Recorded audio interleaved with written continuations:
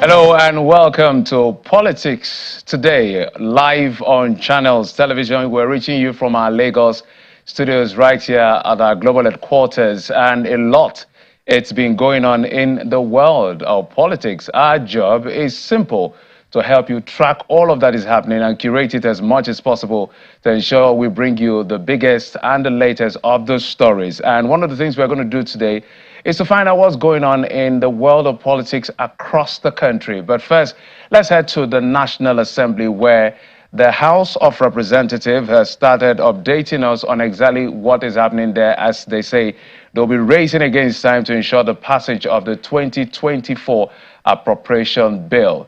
And this is according to the Speaker of the House, following resumption of plenary today after a brief recess to allow standing committees scrutinize the proposed fiscal policy estimate submitted by President Bola Tinubu. He says that between now and Saturday, 30th of December, they expect to pass that particular appropriation bill. When we head to their counterpart in the upper legislative chamber, that's the Senate, the appropriation panel there is unhappy over an additional 25 billion naira request for the EFCC when it received reports from the chairman of the Committee on EFCC, ICPC, and the NFIU, reminding them the plans to merge both the EFCC and the ICPC are still on the table. So they are telling them putting these monies together or adding more money may not be acceptable, because very soon all of that will be one agency of government.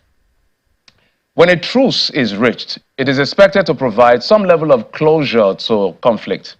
But yesterday's political truce brokered by President Bola Tinubu between Governor Wike-Fubara of Rivers State and his predecessor, the FCT Minister Nyesom Wike, instead created more talking points and controversy.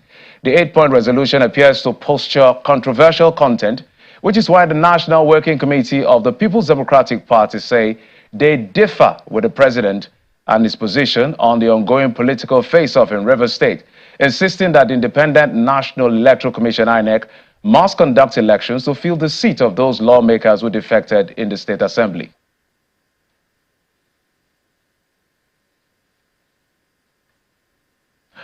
Meanwhile, a convener of Pan-Niger Delta Forum, PANDEF, and elder statesman Chief Edwin Clark has described the 8-point resolution of the Rivers State political crisis, in his words, as undemocratic, unconstitutional, obnoxious, and aimed at handing over the political leadership of Rivers State to the FCT Minister, Mr. Nyesom Wike.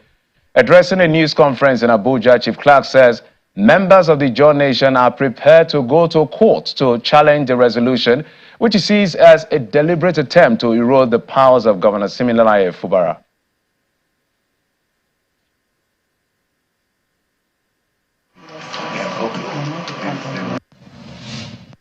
Wike, this is a man who has been the architect of the madness in politics in Rivers State.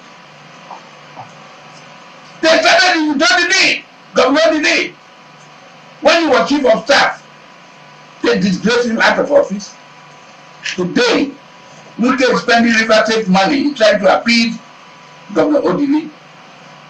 Today, because President Tinubu wants to please Nyesom Wike, who is he? He has now decided to hand over the leadership, the political leadership of Rivers State to Wike. It is unacceptable to the people of Rivers State. I have got information from Rivers State that 8-point program decision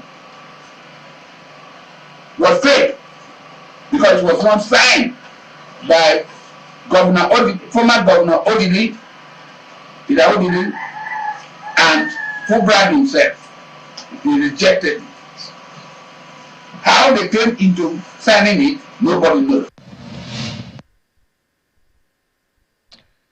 The last has not been heard. Now, amidst the political drama in Rivers State and the recent resolution, the former governor of the state, Dr. Peter Odili, says he is satisfied with the decisions of Wike-Fubara, the governor of the state, since inauguration in May.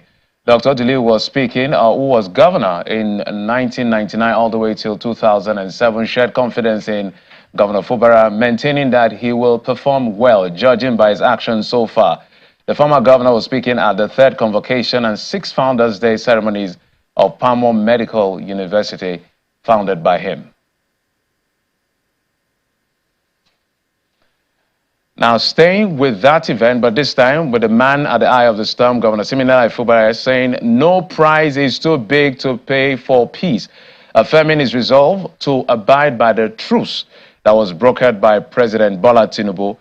Governor Fubara stated this while addressing a special visitor at that particular convocation ceremony. He thanked the residents of the state for their support while the political tension, in his words, were on.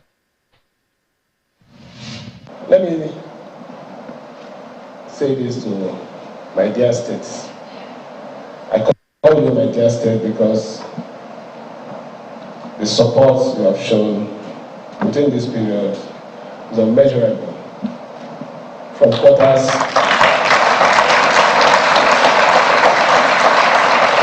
ordinarily, I don't even have any contact with them, but they have stood by us. I want you to know that there is no amount that is too big to pay for peace.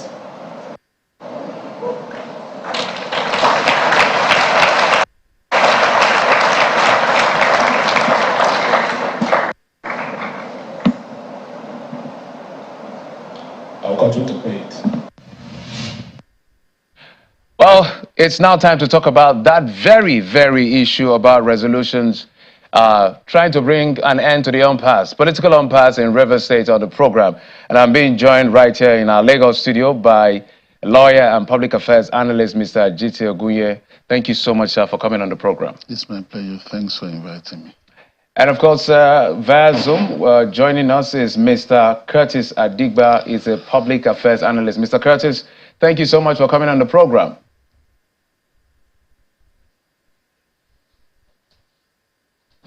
Mr. Adigba, can you hear me? Yes, I can hear you. Can you hear me? Fantastic. Yes, I can hear you. I didn't get your response. I needed to be sure we're together. Also Thanks joining for having us. Me.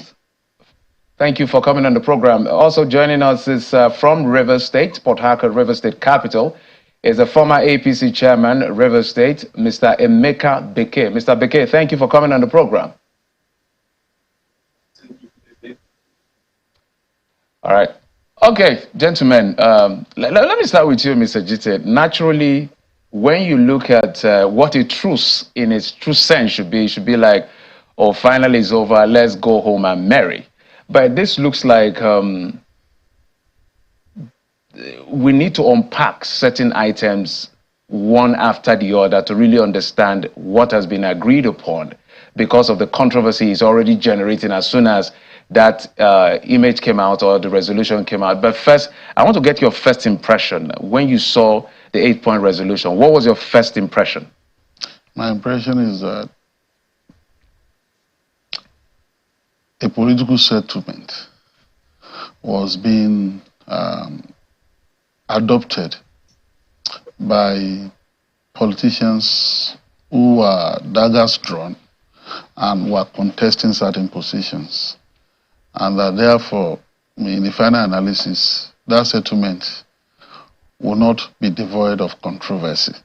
But I reckon that the parties, based on balance of forces, balance of political forces, all had come to a realization that it will pay them in the long run to have that kind of settlement.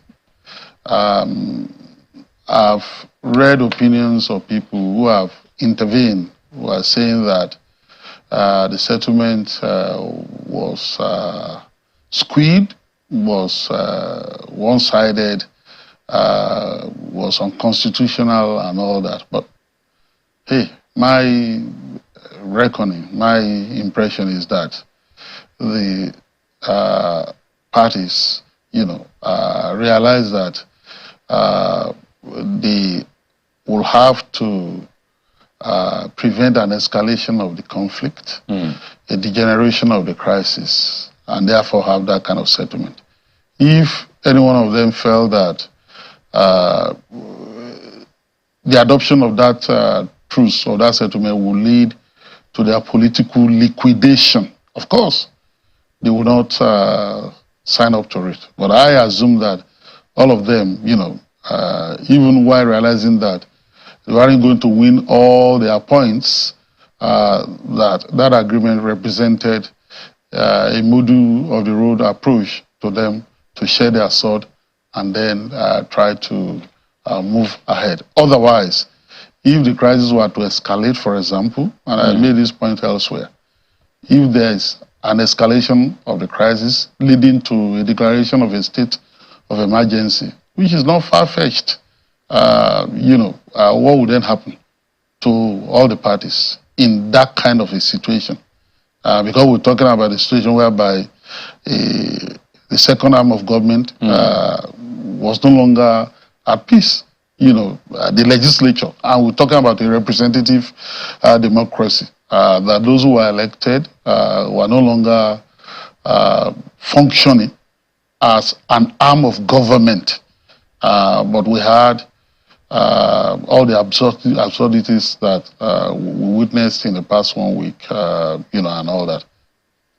So let me come to you, Mr. Curtis, as quickly as possible. One of the things I have made up to my mind to do with all of you gentlemen is to see how much of this resolution, one after the other, we can look at it. And if my producer can help me with the images as much as possible, I will appreciate. The first one is, Mr. Curtis, all matters instituted in the court by the governor of Rivers State, Fubara, and his team, in respect of the political crisis in Rivers State, shall be withdrawn. That was the resolution. And it says immediately. Some people are citing the fact that there were two ex parte orders, the one that recognized a here-led group that eventually empowered them to be able to sit and the budget was presented to them. And then there was another court order, ex parte as well, I understand, in Abuja that stopped INEC or anyone from going ahead to conduct election because maybe their seats were declared vacant and all of that. So people are saying, why did it address one order as against two? What's your view? Well, I am not an advocate of war. In other words, I am not against compromise in politics. In fact, politics is a game of compromise. But then we need to ask ourselves, what are the conflicts and the compromises about, right? It is instituting this crisis and the conflicts and the compromises that we understand exactly what is going on. As far as I'm concerned, I think this is another attempt to destroy constitutional governance in our country. Okay? Now, the governor has been asked to discontinue all legal proceedings that he has started against the opponents of his government and those instituted by his team. These were the same orders of court that has kept him in place right now. But let's even begin by addressing what the issues are. We are providing solutions to the problem when we don't even understand what the problem is. As I speak to you, nobody, not the governor, not Wike himself, has articulated publicly for us to understand what the crisis is all about, other than the fact that he's built a structure, the structure produced the governor, and the governor has to take instructions from him. So let's even understand what the issues are before we begin to talk about providing solution or agreeing to certain compromise. But let me be clear about this situation. You see, countries developed through resolving political crisis or all form of crisis that come in the course of political engagement or from governance. What is happening in our own country is that every time we've been given an opportunity to try and test our laws and then lay down precedents that could guide future political engagement, we throw it away on the author of politics. We have a situation where you are telling someone to go back and discontinue all legal actions. But what led to this legal system? So if the governor goes back and he withdraws all the court processes that he has filed, is he also going to withdraw all the orders of court? Does that lie within the governor to do that? What about those who changed from their party to another party? An issue that can only be dealt with by the law at this moment. Will these members be going back to the PDP? Or would they remain in the APC? So why was all these issues not addressed? And this is why I think that this is another attempt to emasculate constitutional governance. And it's so sad that we have a president who has a reputation for being a Democrat, but every time he has been given this opportunity, he turns a blind eye and then he plays politics. Look at what happened in Ondo State. So why do we have a constitution? We live in a country where everybody complains about the constitution. Oh, our constitution is faulty. Our constitution is not working well. But the portion of the constitution that is working, how are we implementing them? Mr. Adigba, let me go to Mr. Beke in Port Harcourt. Mr. Beke, you are a member of the APC. So however this plays out, my assumption, I could be wrong, is that you should be excited. If I'm wrong, let me know, because these members, I'm going to come to Mr. Jite on the legal aspect as much as possible, but I'm feeling that if you now have 27 members in the House of Assembly, that should gladden your heart, who this resolution has said they should be recognized, isn't it? First, let me thank you. Let's correct one expression. I am duly elected chairman of the party. I ran election on the 6th of October 2021, and I ran election. When you lay your voice, say former chairman of it, I'm not the former chairman of it. And I said it loud and clear. The National Working Committee does not Mr. Beke, just not to stop your stream of thought, but if you could turn down the volume of your maybe TV or something, because we're getting the whole back so we can hear you clearly. Okay. The National Working Committee does not have any right to dissolve elected exco of a party in any state. And there were no crises in our party in the state. We never had any issue. We campaigned, ran into the two local government of Rivers State. Went round to Mr. Beke, just to hold up, just maybe let's correct that quickly, and I'll come back to you to conclude your thoughts on that. I'll also ask you about whether that's a subject of litigation and all of that, because we've seen that the NWC set up a caretaker committee led by Mr. Okocha, so we don't want to have a conversation around issues under adjudication, but you have a right to state your position. But let's get that technical and clear. Let me come to you, Mr. Oguye. Mr. Adigba has pointed to the fact that, which is one of the provisions, I think that, when you look at number 2 and 3 of the resolution, which says that all impeachment proceedings initiated by the governor, against the governor rather, by the assembly members should be dropped immediately. And the leadership of the House of Assembly, led by Right Honorable Matizami Ewule, shall be recognized alongside 27 members who resigned from the PDP. So, if they resign from the PDP, Section 109(1)G, can that be corrected politically? Look, let's not be too legalistic here. We're talking about constitutionalism. I'm a lawyer. Which constitution allows a House of Assembly to be demolished? No, that's not the conversation. No, I'm just saying. That's not the conversation. What I'm saying is that. My question. Listen, sir. What I'm saying is that politicians started fighting.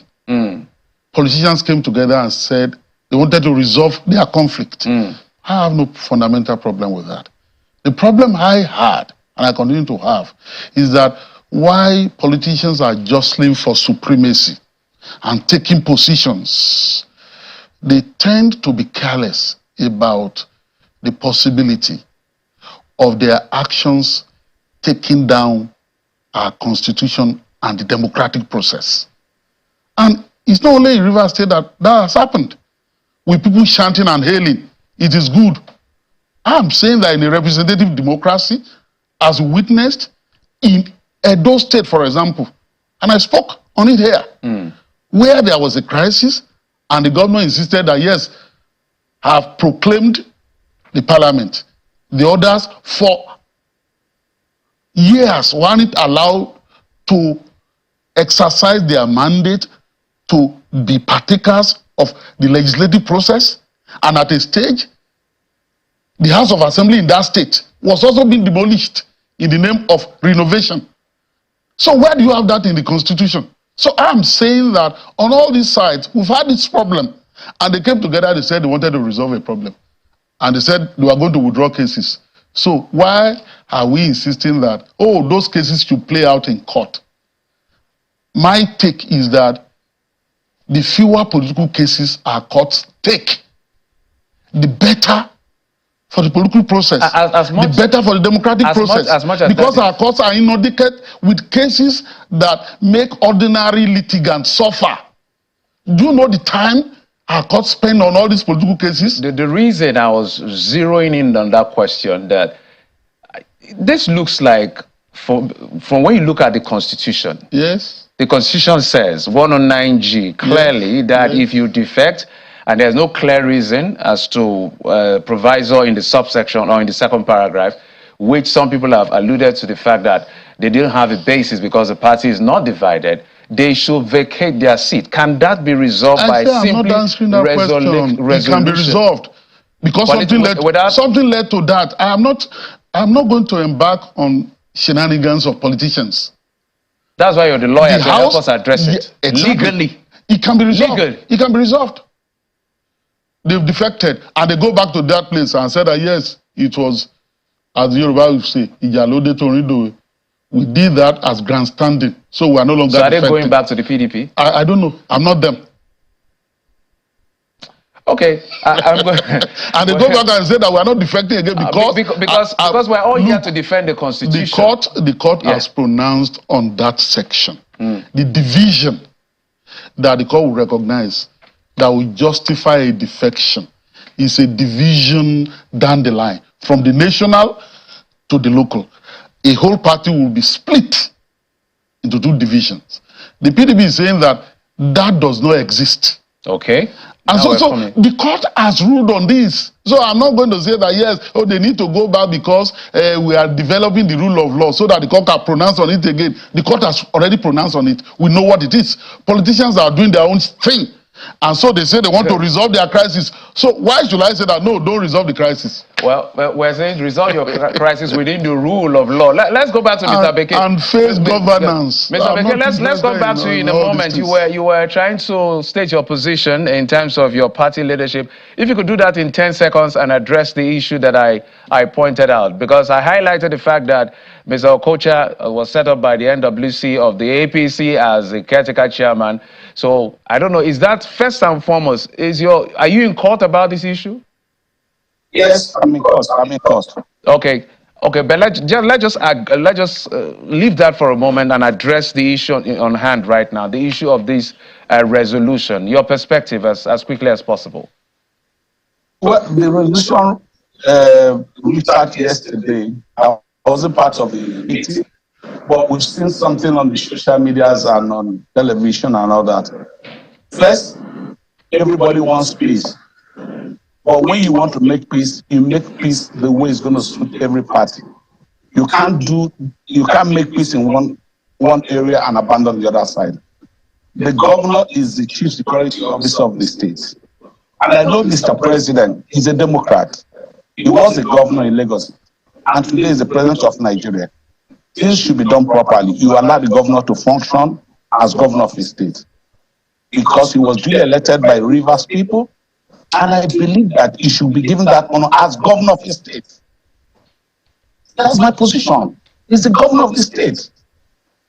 Unless God says otherwise, that is not a governor. You can't make somebody to be a governor.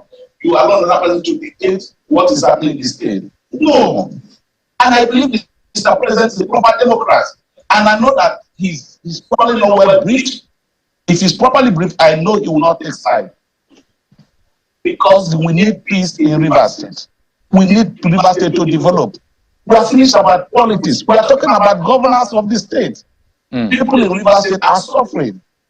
And I believe that whatever region they reach, they should really to make sure you carry everybody along and not to leave the governor. Then you want to take the power of the governor from him? No. Let's accept the truth. I wasn't part of the meeting. I wasn't in the discussion. But I think from what we've seen in social media, what we've seen in TV, if you look at those communications, it is one-sided. 100% one-sided. You have to allow the government to function. All right. That's my take in this.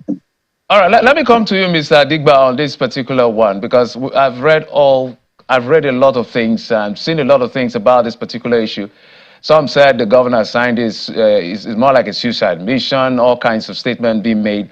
But when you look at it, when you look at the 8 resolutions as itemized and signed by all of the parties involved, does it come to you as a truce or something that is filled with also some level of mutual suspicion?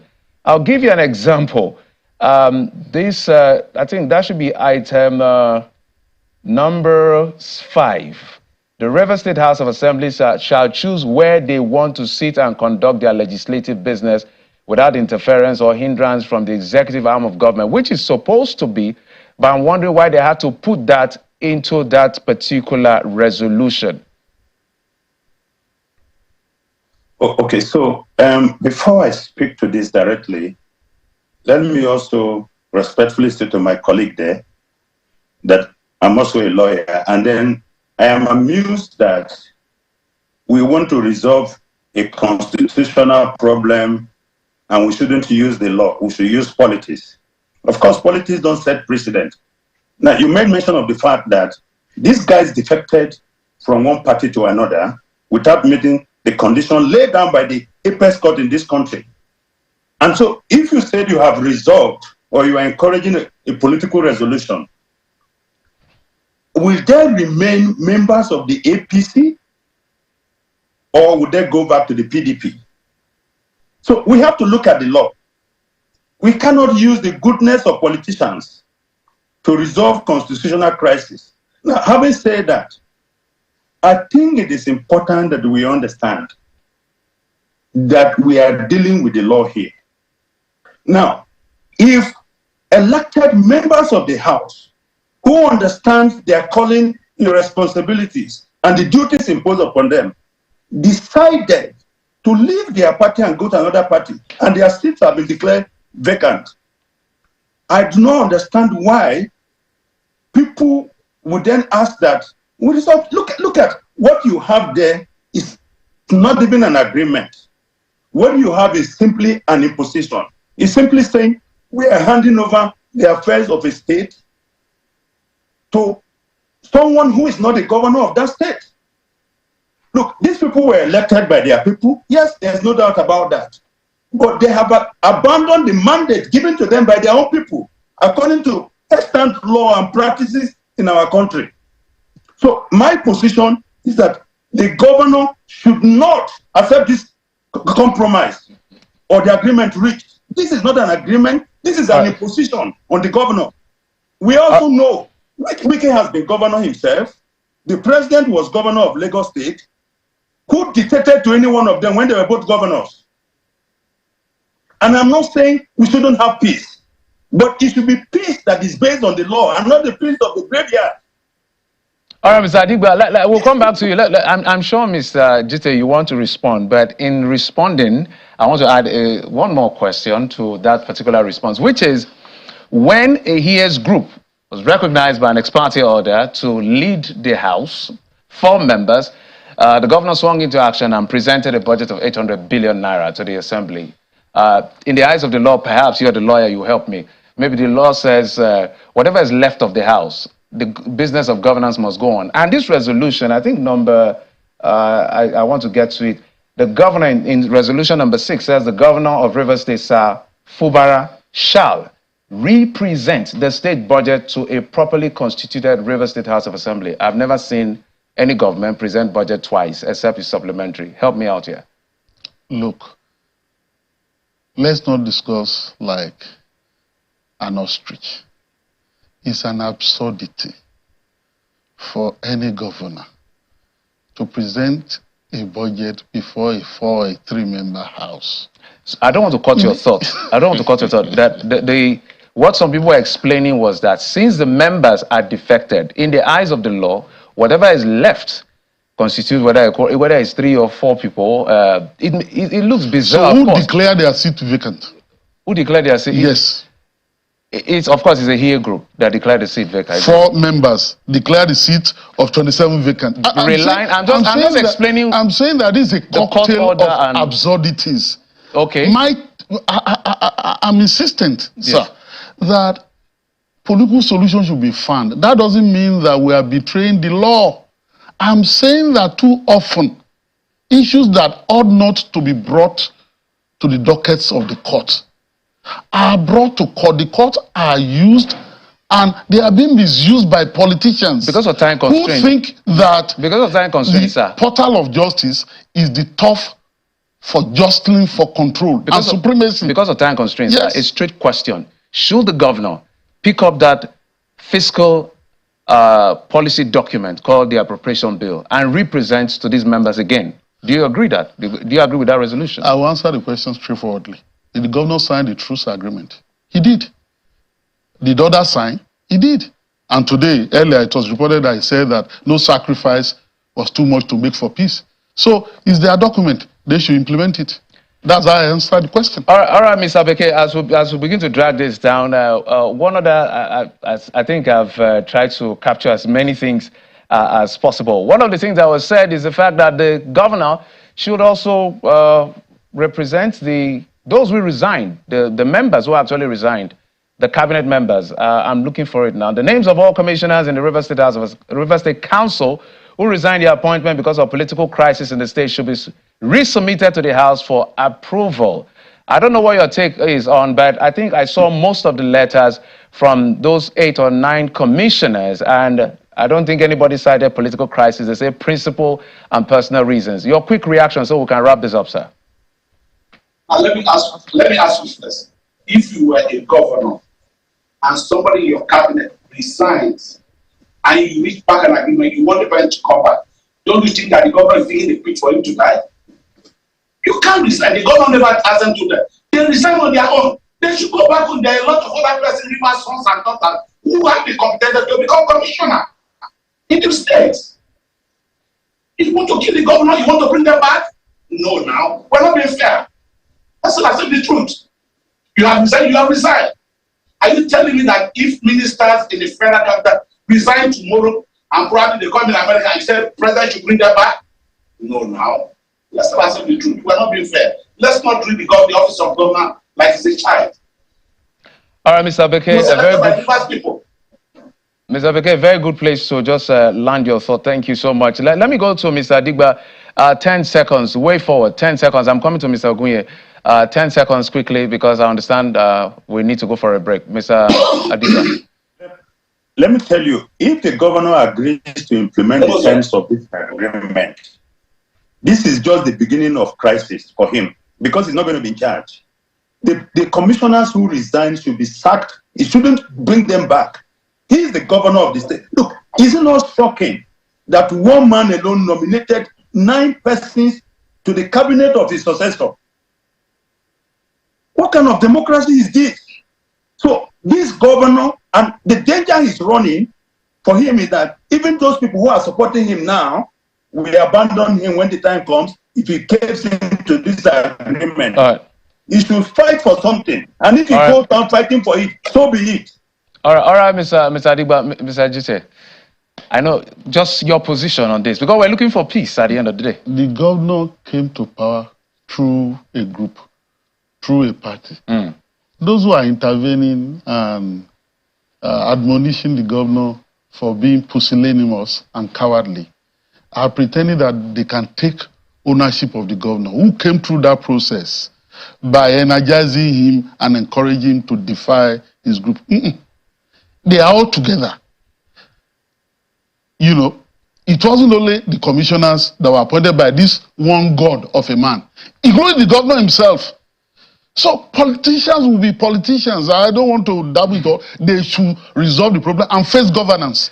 And not risk the lives of ordinary Rivers people. That's my take. I am hoping that next time we'll start talking governance and all of. All right, Mr. Jesus, a lawyer and public affairs analyst, join me right here in the studio in Lagos. Thank you so much, sir, for coming on the program. It's my pleasure. Mr. Curtis Adigba, public affairs analyst, joining us via Zoom. Thank you for coming, as well as Mr. Emeka Beke, who. Let me say, former APC chairman, based on the law, but I don't know. You're confusing me on how to address you. Let me call you APC chieftain. Like, can we stay with APC chieftain? No. Fantastic. Thank you for allowing me. Thank you. Thank you very much. All right.